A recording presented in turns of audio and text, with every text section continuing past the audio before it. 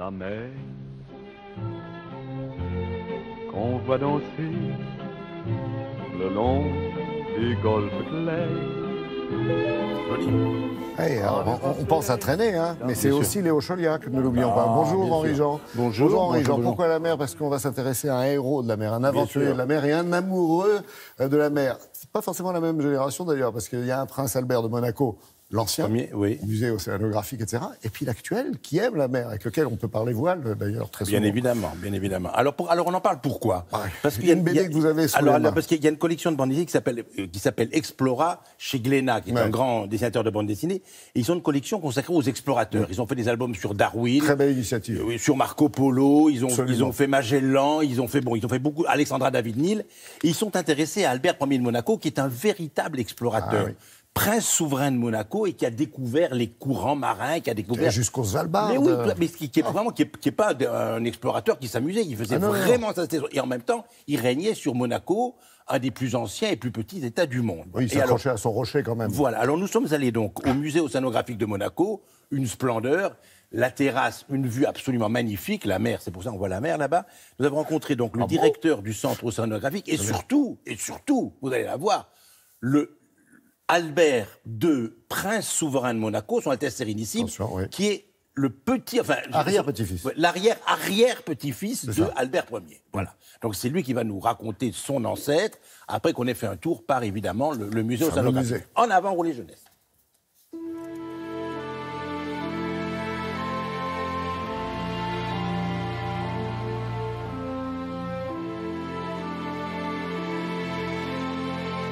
Le musée océanographique a été ouvert en 1910 et il a été fondé, créé, voulu, financé par le prince Albert Ier.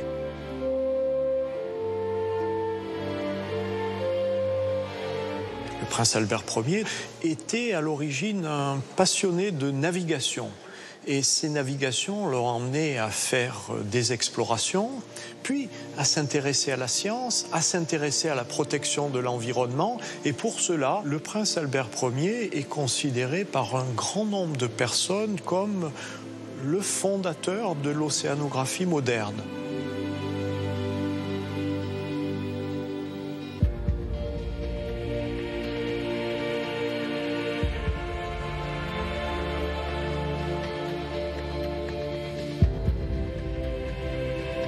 Entre la seconde moitié du 19e siècle et le début du 20e siècle, ça a été vraiment quelqu'un qui s'est impliqué, qui s'est engagé, d'abord en apprenant l'exploration, en allant explorer le Grand Nord, l'archipel du Svalbard notamment.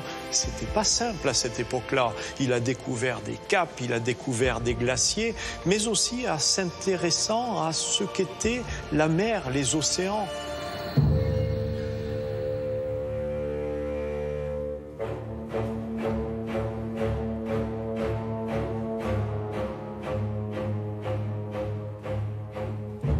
Le prince Albert Ier a inventé des dispositifs pour aller pêcher dans les grandes profondeurs par 4000 mètres de fond. Il a découvert plus de 100 nouvelles espèces. C'était vraiment un scientifique.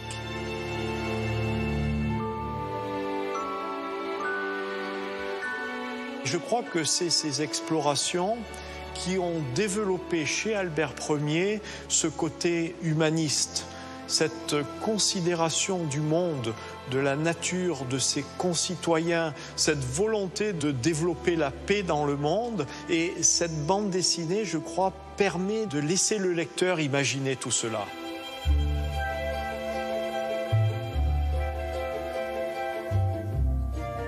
C'était un homme d'une curiosité intellectuelle absolument incroyable. Alors, bien sûr, on pense de lui comme le prince de la mer, prince océanographe, mais en fait, il était curieux de toutes les sciences, puisqu'il a aussi aidé à fonder l'Institut de paléontologie humaine. Il avait cette rectitude scientifique, mais en même temps, cette empathie et cet amour du prochain qui se ressentent dans tous ses écrits et dans toute sa correspondance et dans tout son journal intime. Je suis très admiratif de tout ce qu'il a pu entreprendre dans sa vie. Et c'était un aventurier extraordinaire.